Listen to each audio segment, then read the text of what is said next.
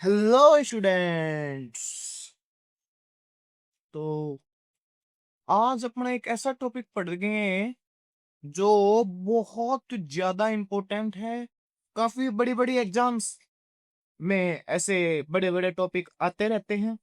तो अपन उसका करेंगे डिस्क्रिप्शन जीरो से लेकर एडवांस तक कि क्या है टॉपिक का नाम। तो टॉपिक का नाम आपके स्क्रीन के ऊपर ये रहा, लीनियर डिफरेंशियल इक्वेशंस। ये वाला टॉपिक अपने को क्या करना है आज कि इस कक्षा के अंदर समझना है। तो लीनियर डिफरेंशियल इक्वेशंस की एकदम गहराई के अंदर अगर अपन चर्चा करेंगे तो देखो, सबसे पहले अगर अपन बात करें लीनियर का मतलब क्या होता है, अगर आपको ये पता होगा तो थोड़ा बहुत तुम समझोगे कि बस पावर एक, ऐसा ही तो कुछ सुना है आपने। लीनियर का मतलब पावर एक, जैसे लीनियर इक्वेशंस भी पढ़ते थे अपन, है ना। जैसे y बराबर ए एक्स प्लस बी, क्यों तो लीनियर ही तो है क्योंकि डिग्री वन है। 10th क्लास में हमने एनसीईआरटी के चैप्टर नंबर थर्ड या सेकंड में वो ग्राफ बनाए थे, तो वो लीनियर इक्वेशन इससे तो थे, उनके ग्राफ खींचे थे हमने। तो उस हिसाब के अब लेकिन अपने को डिफरेंशियल इक्वेशन पढ़ना है। तो डिफरेंशियल इक्वेशन यानी कि अब की बार कोई ऐसा डिफरेंशियल इक्वेशन जिसकी पावर वन हो, यानी कि डिग्री, क्योंकि डिफरेंशियल इक्वेशन की पावर को अपन डिग्री से कह रहे हैं। तो डिग्री क्या होनी चाहिए, वन होनी चाहिए। ओके।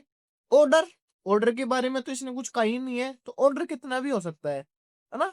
लीनियर का मतलब होता है डिग्री वन, ऑर्डर कितना भी हो सकता है। तो हाईएस्ट ऑर्डर अपन ले सकते हैं एन। तो nth ऑर्डर का लीनियर डिफरेंशियल इक्वेशन क्या होगा ये मैं आपको समझाता हूँ। तो अगर अपन समझे nth order linear differential equation, LDE लिख दूं, तो nth order linear differential equation की बात करूं, देखो लीनियर होने की और भी बहुत सारी टर्म है, लेकिन अगर अपन बात करें nth ऑर्डर की तो वो होगा P naught D N Y upon D X N. Order N हो गया ना, डिग्री वन ही होनी चाहिए बस। तो ऑर्डर एन ही है क्योंकि इसके साथ और कोई पावर तो आ नहीं रही। हाईएस्ट ऑर्डर डेरिवेटिव की पावर ही तो डिफरेंशियल इक्वेशन की डिग्री कहलाती है। अभी हाईएस्ट ऑर्डर डेरिवेटिव यही है, इसकी पावर कितनी है, वन है, तो इसकी डिग्री भी कितनी हो गई, वन। है कौन सा, लीनियर, तो अपने को तो वन ही चाहिए। अपना काम बनता, भाड़ में जाए जनता, ऐसा नहीं बोलते क्योंकि हम भारत में रहते हैं। ओके। इस हिसाब से अपनी चीजें चलती रहेंगी चलती रहेंगी चलती रहेंगी, और अंत में जाके अपन पता नहीं कहां तक पहुंचेंगे, वहां तक पहुंचेंगे जहां तक अपने को पहुंचना है। P N minus one D D one D Y upon D x plus P N Y is equals to Q X, कुछ भी कह दो, है ना। क्यू एक्स ही मैंने मान लिया, कोई दिक्कत वाली बात है इसके अंदर मेरे को लग नहीं रही। तो ये nth ऑर्डर का लीनियर डिफरेंशियल इक्वेशन है। तो इसमें देख लो सारे के सारे डिफरेंशियल इक्वेशन का आपको ऑर्डर और डिग्री तो मैंने बता ही दिया था। ऑर्डर का मतलब होता है हाईएस्ट ऑर्डर डेरिवेटिव, है ना, हाईएस्ट ऑर्डर डेरिवेटिव। और डिग्री का मतलब क्या होता है, डिग्री का मतलब होता है power of highest order derivative. ये तो होता है मतलब हाईएस्ट ऑर्डर डेरिवेटिव। अब एक बात बताओ मेरे को कि यहाँ पे डिफरेंशियल इक्वेशन की डिग्री कितनी है, सॉरी ऑर्डर कितना है एन, और इसकी पावर वन, तो डिग्री वन, तो लीनियर होने के लिए डिग्री वन होनी चाहिए, सबसे पहली कंडीशन। सेटिस्फाई कर रहे हैं बिल्कुल। फिर ये जो तुम देख रहे हो ना, P naught P one P two P N minus one और पी एन, ये सारे के सारे, और क्यू बी, है ना, सारे एक में तो मैंने लिख भी दिया। दो ही ऑप्शन है, क्या तो तुम्हारे ये कांस्टेंट होंगे या फिर फंक्शन ऑफ एक्स होंगे बस। अगर गलती से पी वन मैंने ऐसे लिख दिया पी नोट की जगह, तो जैसे X D N Y upon D X N plus Y D N minus one Y upon D X N minus one, तो वही ये लीनियर की जगह नॉन लीनियर बन जाएगा, ठीक है। क्योंकि यहाँ पर पी वन की वैल्यू कितनी हो गई, वाई, और पी वन अगर आपका एक्स का फंक्शन ना होकर किसी और वेरिएबल का फंक्शन है तो वो लीनियर नहीं होकर नॉन लीनियर बन जाएगा। इतनी बात तुम्हारे आराम से समझ में आ रही होगी, है ना। फिर आगे अगर अपन बढ़े और लीनियर की क्या क्या शर्त हैं, तो मैंने एक शर्त तो क्या बताई, कलर और थोड़ा सा आपको दिखाऊं। देखो लीनियर की क्या क्या शर्तें बताई, लीनियर डिफरेंशियल इक्वेशन, तो सबसे पहले जो डिफरेंशियल कोफिशिएंट है, कोई सा भी डिफरेंशियल कोफिशिएंट हो अगर कितने भी डिग्री का हो, उसकी पावर कितनी होनी चाहिए, सॉरी कितने भी ऑर्डर का हो, डिग्री कितनी होनी चाहिए, वन डिग्री होनी चाहिए, है ना। ऑर्डर कितना भी हो सकता है, हमसे मतलब नहीं है, डिग्री वन होनी चाहिए आपकी। फिर जो आपका वाई फंक्शन आएगा, है ना, वाई आएगा कहीं ना कहीं, तो देख लो ये वाई आ रहा है, तो इसकी पावर भी हमेशा वन ही होनी चाहिए, तो इसकी भी डिग्री वन होनी चाहिए। और एक बात बताओ, जैसे वाई एंड कोई भी, एक मिनट, y एंड कोई भी डिफरेंशियल कोफिशिएंट यानी कि dy upon dx, d2y upon dx square, ऐसे कोई से भी डिफरेंशियल कोफिशिएंट का जो है मल्टीप्लीकेशन है नहीं होना चाहिए, नहीं होना चाहिए, है ना, नहीं होना चाहिए।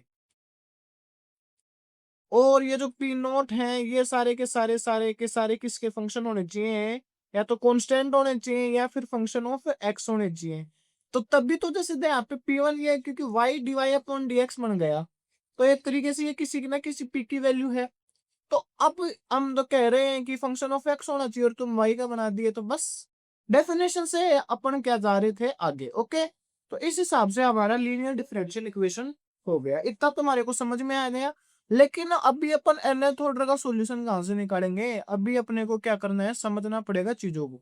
तो चीजों को समझने के लिए हम सबसे पहले पढ़ते हैं शुरुआत से। तो शुरुआत से क्या पढ़ेंगे, first degree, first order and first degree linear differential equation.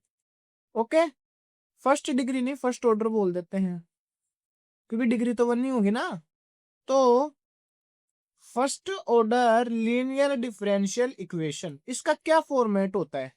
अगर तुमको nth ऑर्डर याद है, थोड़ा सा मैं वापस लिखूं या पीछे वाले में चले, चलो लिख देता हूँ। P naught D N Y upon D X N plus P A one D N minus one upon D X N minus one, so on ऐसे चलते रहेंगे। तो आपका क्या आएगा लास्ट में, P N minus one D Y upon D x plus P N Y बराबर something Q, जो कि एक्स का फंक्शन होगा या कॉन्स्टेंट होगा। तो आपको फर्स्ट ऑर्डर लेना है, यहाँ पे एन, यहाँ पे एन माइनस वन। तो अगर तुम इन सारी टर्म्स को हटा दो एक बार, जो डिफरेंशियल इक्वेशंस की ये जो सारी टर्म थी, इनको क्या कर दो, तुम रिमूव कर दिया तुमने। अब तुम्हारे पास ये वाली टर्म बची है ना, कौन सी टर्म बची, ये वाली टर्म। इन वाली टर्म्स को अगर मैं सेपरेट करके लिख दूं एक बार के लिए, P N minus one D Y upon D x plus P N Y बराबर क्यू एक्स। ओके, अब एक बात बताओ मेरे को, ये पी एन माइनस वन भी एक्स का फंक्शन है, डीवाई पी एन भी एक्स का फंक्शन है, क्यू भी एक्स का फंक्शन है, पूरे इक्वेशन में डिवाइड कर दो इस पी एन माइनस वन से। तो D Y upon D x plus, यहाँ पे टर्म बनेगी P N upon P N minus one. एक बात बताओ, कुछ ना कुछ ये पी बनेगा और फंक्शन ऑफ एक्स होगा, तो इसको मैं पी एक्स लिख देता हूँ वाई, यहाँ पे Q X upon P N minus one, तो यहाँ पे भी फंक्शन तो एक्स का ही होगा, तो मैं क्यू एक्स लिख देता हूँ। तो इस हिसाब से आपका फर्स्ट ऑर्डर क्या बन गया, linear differential equation, D Y upon D x plus P x Y बराबर क्यू एक्स है ना। पी ऑफ एक्स बोल दिया करो, क्योंकि पी एक्स वाई ये होता है, पी ऑफ एक्स ये होता है। तो first order linear differential equation तुम्हारा ये बन गया, D Y upon D x plus P x Y बराबर क्यू एक्स, है ना। और जो ये आपके डिपेंडेंट वेरिएबल होते हैं और साथ ही साथ में डिफरेंशियल कोफिशिएंट होता है, वो उसका हमेशा फर्स्ट डिग्री में आएगा, ये मैंने बात आपको बता दी है। ओके, है ना। अब अगर अपन आगे बढ़े, तो हमारे पास first order linear differential equation आ चुका है। हमने बता दिया कि भाई first order linear differential equation होगा D Y upon D x plus P x Y बराबर में क्यू एक्स। ये हमारा क्या होगा, first order linear differential equation, है ना। y की power one D Y upon D X की डिग्री वन होगी, और p और q फंक्शन ऑफ x होंगे या कांस्टेंट होंगे, है ना। y D Y upon D X multiply में नहीं आएंगे, है ना। क्यों, क्योंकि फिर y आ गया तो फिर बात गड़बड़ हो जाएगी, क्योंकि वो नॉन लीनियर की तरह बिहेव करेंगे, मिक्सिंग हो जाती है लीनियर और नॉन लीनियर की। जैसे a प्लस बी और ए बी वाला ही तो सीन है, a प्लस बी लीनियर होता है, ए बी नॉन लीनियर होता है, अलजेब्रा अगर तुमने पढ़ी हो तो। वैसे कहीं पढ़ी होगी, इतना कष्ट कहाँ करते हो तो। कोई बात नहीं, मैं भी नहीं करता वैसे। तो ये आपका first order linear differential equation आ गया। अब तुमको ऐसे डिफरेंशियल इक्वेशन का सॉल्यूशन कैसे निकालोगे, तुम वेरिएबल सेपरेशन करोगे। जैसे कोई एग्जांपल ले लेते हैं, जैसे मैंने ले लिया D Y upon D x plus Y tan X बराबर सेक एक्स, ये मैंने एक एग्जांपल ले लिया। तो देखो D Y upon D X आ गया, वाई ये पी ऑफ एक्स आ गया आपका, और ये क्यू ऑफ एक्स आ गया। अब बताओ, हाँ आपने मेथड पढ़ लिए, एक तो वेरिएबल सेपरेशन, फिर उसका रिडक्शन, फिर होमोजीनियस और फिर उसका रिडक्शन। वेरिएबल सेपरेशन तुमको लग रहा है sec X minus tan X, sec X minus Y tan X आएगा, तो ये दोनों टर्म साथ ही जाएंगी तो खत्म। फिर variable separation A X plus B Y plus C की फॉर्म चाहिए, है क्या कहीं A X plus B Y plus C की, होमोजीनियस में function of y upon X चाहिए, दिख रहा है तुम्हें, sec X upon minus Y tan X जाएगा, तो वो भी नहीं हो रहा। और फिर रिडक्शन में A X plus B Y plus C upon में A one X plus B one Y plus C one, वो चाहिए, दिख रहा है तुम्हें, कहीं कहीं नहीं दिख रहा है। तो फिर एक नई चीज अपने को इंट्रोड्यूस करनी पड़ेगी जो उस टाइम के लोगों ने की थी। उन्होंने क्या किया, एक चीज किया। एक बात बताओ, ये है अपना स्टैंडर्ड फॉर्म, इससे को मैं कुछ ऐसा लिख दूं डी अपॉन डी एक्स ऊपर वाली इस टर्म को, ये जो तुम टर्म देख रहे हो ना, इसको मैं एक डब्बे में बंद करके दिखा देता हूँ, ये वाली टर्म, इसको मैं कुछ ऐसा लिख दूं, मान लो इस वाली टर्म को, और बराबर में चल रहा है क्यू एक्स, है ना, इस वाली टर्म को मैं कुछ ऐसा लिख दूं ना, ये वाला। और फिर अगर मैंने ऐसा लिख दिया, कोई ऐसा फंक्शन बना दूं जिसका डेरिवेटिव करने पर ये आए, है ना, और फिर दोनों तरफ इंटीग्रेट कर दूं तो फंक्शन ऑफ एक्स बराबर Q x D x plus C, इस हिसाब से कुछ चीजें आ जाएंगी, है ना।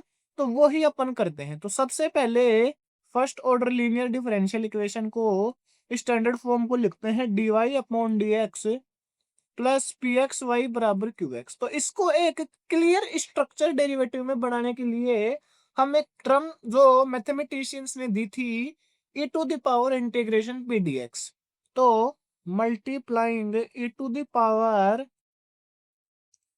Integration P D X on both side, अगर अपन मल्टीप्लाई कर देंगे, ओके, तो करते हैं multiply, e to the power integration P D x D Y upon D x plus P x Y बराबर क्यू एक्स, ये मैंने कह दिया। मैंने ऐसे किया क्योंकि ये स्टैंडर्ड फॉर्मेट था, तो मेरे पास कोई तरीका नहीं बचा। मैं ऐसे सोच रहा हूँ कि अगर मैं इसको कुछ ऐसा लिख दिया डी अपॉन डी एक्स और एफ एक्स, समथिंग ऐसा कुछ मैंने लिख दिया, तो अब मेरा काम आसान हो जाएगा, मैं दोनों तरफ इंटीग्रेशन कर दूंगा तो बना हुआ ही है।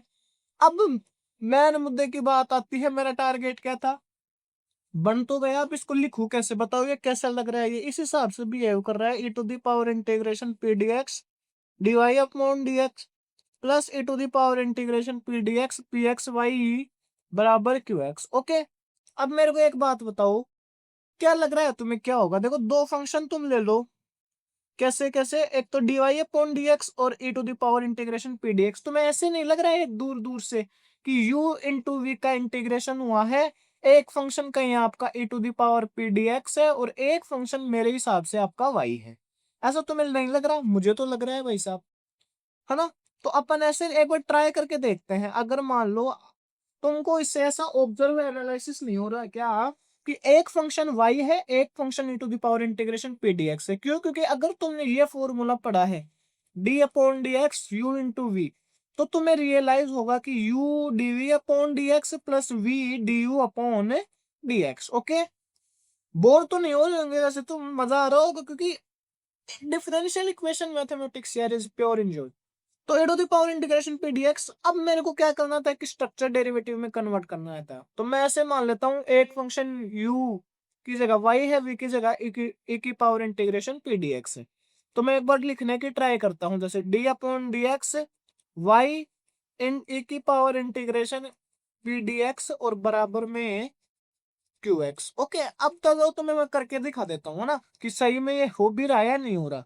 दो फंक्शन थे आपके पास में, क्योंकि हमने ये तो सोचा है कि वैसा ऐसा हो सकता है, पॉसिबिलिटी है। अब ये इससे ये वाली टर्म बननी भी तो चाहिए ना, तो ये वाली टर्म बनने के लिए सबसे पहले अपन u इंटू वी का यूज करते हैं।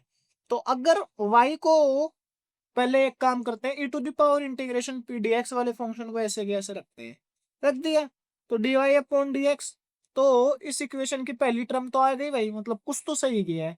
फिर प्लस अब की बार y को बाहर रखेंगे, इंटीग्रेशन किसका, वो डिफरेंशिएशन किसका करेंगे, e to the power integration P D x, ये कुछ करेंगे। अब तुम्हारी दिक्कत होगी ये कैसे होगा, तो ये वाली टर्म तो ऐसे की ऐसे चलती रहेगी, है ना, D Y upon D x plus Y और D upon D X E to the power integration P D X. एक बात बताओ, E to the power X का इंटीग्रेशन क्या होता है, वो का वही होता है, तो e to the power integration P D X का इंटीग्रेशन भी e to the power P D X ही होगा। p किसका फंक्शन है, x का है ना, ये आपको कंफर्म पता है, आप जैसे तुमने कभी ये देखा है, देखा ही है ऐसे तो, d upon D x e की पावर साइन x, ओके। यानी कि देखो e के ऊपर x की जगह कैसा फंक्शन है, ट्रिग्नोमेट्रिक, यहाँ पे भी कोई ना कोई तो फंक्शन आएगा। तो इसको तुम कैसे करते हो, सबसे पहले तो e की पावर साइन x लिखते हो, फिर साइन x का क्या करते हो, डेरिवेटिव कोस x, है ना। तो वो भी आएगा तो किसी ना किसी फंक्शन ही ना, x का ही फंक्शन आएगा। तो यहाँ पे अगर देख लो ये p है, p x है, तो जब तुम इसका डेरिवेटिव करोगे तो वो भी किसी ना किसी p का ही फंक्शन आएगा ना, किसी ना किसी p का ही तो फंक्शन आएगा। तो ये क्या बन जाएगा आपका, y p आ जाएगा। समझ गए मेरी बात, क्यों, क्योंकि वो भी किसी ना किसी p का ही फंक्शन आएगा, उसको हमने p लिख दिया, है ना। तो इस हिसाब से आपकी क्या हो जाएंगी चीजें, एकदम आराम से समझ में आने लग जाएंगे आपको। तो अगर आप देखो आपकी term e to the power integration P D x D Y upon D x plus y e to the power integration P D x p, तो इस हिसाब से आपका ये बन गया। ये थोड़ा आपको इंटीग्रेशन समझाने की जरूरत और है, तो वो e की पावर x का तो ऐसे कैसे हो ही जाएगा। अब p जो है वो आपका फंक्शन ऑफ x है, अगर तुम उसका दोबारा से भी इंटीग्रेटिंग करोगे तो फंक्शन तो p का ही आएगा ना, अपने को उस हिसाब से ही लेके चलना है। तो बस मैंने लिख दिया p, ओके, x का ही फंक्शन है, तो ये आपकी टर्म बन गई उस हिसाब से। अब देखो ये सिंगल डेरिवेटिव में कन्वर्ट हो गया ना। अब मैं क्या कर देता हूँ, इंटीग्रेट कर देता हूँ बोथ साइड। तो इंटीग्रेट करने से ये क्या हो जाएगा, इंटीग्रेट करने से आपके सामने y e to the power p dx integration q x D x plus में सी। ओके, समझ में आ रही है इतनी बात, इतनी बात अगर आपको समझ में आ गई होगी तो बहुत ही बढ़िया काम आपने कर दिया होगा, है ना।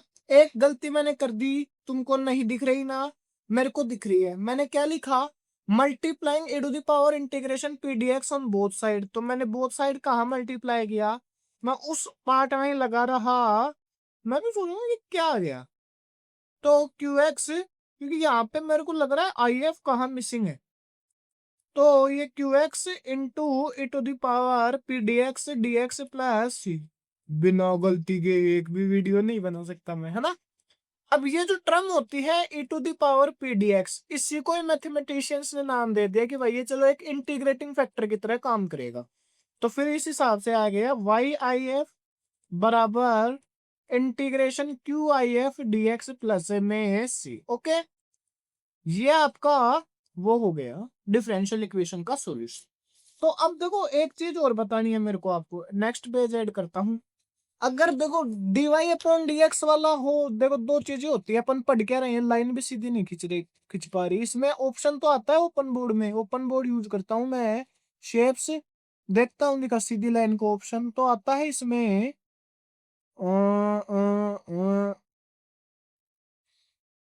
देखते हैं,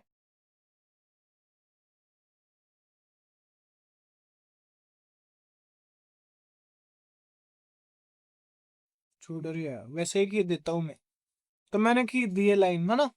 तो एक बात आपको पढ़ाना क्या था, लीनियर डिफरेंशियल इक्वेशन। तो देखो डिपेंडेंट वेरिएबल इंडिपेंडेंट वेरिएबल अपन फिक्स करके चल रहे हैं कि वाई एक्स में से क्या है। तो डिपेंडेंट वेरिएबल हमारा फिक्स ही रहता है कि वाई है, इंडिपेंडेंट एक्स है। तो अगर इस हिसाब से चीजें रही तो D Y upon D x plus P x Y बराबर क्यू एक्स हो जाएगा। लेकिन मान लो ऐसा नहीं हो, उल्टा हो जाए, ये वाला एक्स हो जाए ये वाला वाई हो जाए, तो फिर ये बनेगा d x upon d y plus में ये अब y के फंक्शन बन जाएंगे या फिर कांस्टेंट रहेंगे। इतनी बात तुम्हारे को समझ में आनी चाहिए।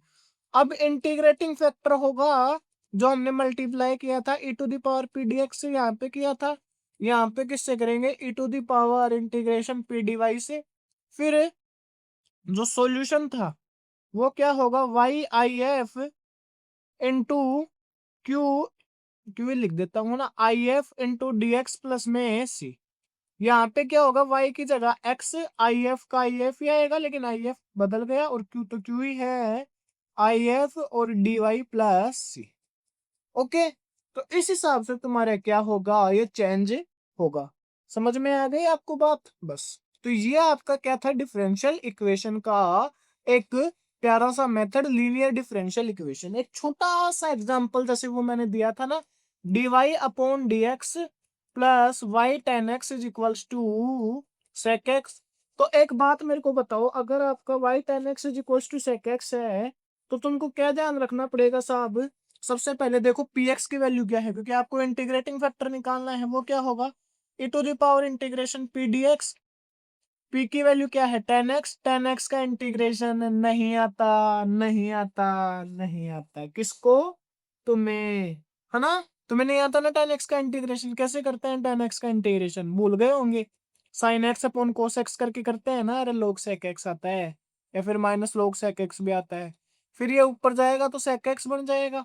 ओके, फिर अगर अपन सॉल्यूशन निकालेंगे तो सॉल्यूशन क्या होगा, y इंटू आई एफ, है ना, y इंटू आई एफ की वैल्यू है sec x, क्यू की वैल्यू है sec x, है ना, और इनटू में आई एफ की वैल्यू तो वन, थोड़े कम समझ में आ रहा होगा, कोई दिक्कत वाली बात नहीं है। अगला लेक्चर तुमको पता है कैसा आएगा, क्वेश्चंस का ही आएगा, उसमें बढ़िया क्वेश्चंस रहेंगे। sec square x D x बन गया तो 10x प्लस सी, तो ये आपका क्या हो गया सॉल्यूशन, या फिर अगर तुम 10x का डिवाइड भी करोगे तो 10x अपॉन sec x, तो यार चलो उसको लिख देता हूँ मैं पहले, C cos X sine X upon cos X upon 1 upon cos X, तो ये क्या बन जाएगा मेरे हिसाब से साइन एक्स बन जाएगा। तो y बराबर साइन एक्स प्लस सी कोस एक्स, ये इस डिफरेंशियल इक्वेशन का क्या आ गया सॉल्यूशन। अब जब तुम इसका वो करोगे ना, क्या डिफरेंशिएशन, तो तुमको यही ऐसा कुछ देखने को मिलेगा। समझ गए मेरी बात। तो इस हिसाब से तुमको क्या करना पड़ेगा, लीनियर डिफरेंशियल इक्वेशंस का सॉल्यूशन करना पड़ेगा। एक तुम्हारे लिए, एक घर के लिए एग्जाम्पल मैं दे रहा हूं, अगर तुम ट्राई करो तो बहुत बढ़िया रहेगा। 1 + y² dx is equals to tan inverse y minus x, और आपको पता ही है क्या आएगा, तुम कहोगे ये लीनियर है, हाउ दिस इज पॉसिबल। तुमको देखना है dy अपॉन dx में लीनियर है, dx अपॉन dy में, या फिर कुछ और ही है। जब सोचो, जब अपन सारे डिफरेंशियल इक्वेशन पढ़ लेंगे और मैं 10-15 ऐसे अजीब अजीब से मिक्स मेथड के क्वेश्चन डाल दूंगा तो कंफ्यूज हो जाओगे कि कौन सा मेथड लगेगा। तो इसलिए मैं बोल रहा हूँ कि बरसक प्रैक्टिस करते रहो और चीजों को समझते रहो। Thank you very much for watching and support me in my lows and highs, तो करोगे, है ना। एक बात मैं बता रहा हूँ कि देखो, माइक अभी तक भी यार अवेलेबल नहीं कर पाए, मेरे को पता है, वॉइस में मैं खुद भी तो चेक करता हूँ मेरे वीडियोस, तो वॉइस में इश्यूज हैं, 100% इश्यूज हैं, लेकिन यार कंटेंट भी तो मेरे हिसाब से मैं ठीक दे रहा हूँ, है ना। धीरे धीरे इम्प्रूव मेरे को लग रहा है मैं कर रहा हूँ, और जैसे समझाने की टेक्निक्स हैं वो भी मैं सीख रहा हूँ धीरे धीरे। कहाँ से सीख रहा हूँ, बढ़िया आदमियों से ही सीख रहा हूँ, आदमियों से सीख रहा हूँ, किताबों से सीख रहा हूँ, पीएचडी करने वाले आदमियों से सीख रहा हूँ, तो सीख रहा हूँ और सीखते रहूंगा। जो पीएचडी कर रहा है, कर चुका है, वो भी सीख रहा है। बस यही है आपके लाइफ का एक मूल मंत्र, कीप लर्निंग। लेकिन सॉरी, बीच बीच में यार फिलोसफी की क्लास देने लग जाता हूँ मैं, है ना। कीप लर्निंग, फिलोसफी की नहीं, डिफरेंशियल इक्वेशन की क्लास थी, लीनियर डिफरेंशियल इक्वेशन की एक बार अपन शुरू से देखे 12। अगर तुमको चाहिए ना ये शुरू से पीडीएफ, तो तुम ये भी मेरे से मांग सकते हो, लेकिन आज तक किसी ने बोला ही नहीं, तो यार क्यों दूं, है ना। अगला पेज कैसे खुलेगा, 1 मिनट रुको यार।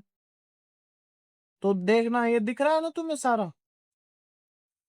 तो nth order linear differential equation, linear क्या होगा, फर्स्ट ऑर्डर क्या होगा, है ना, ये कैसे हमने किया, और फिर ये लीनियर डिफरेंशियल इक्वेशन, ठीक है।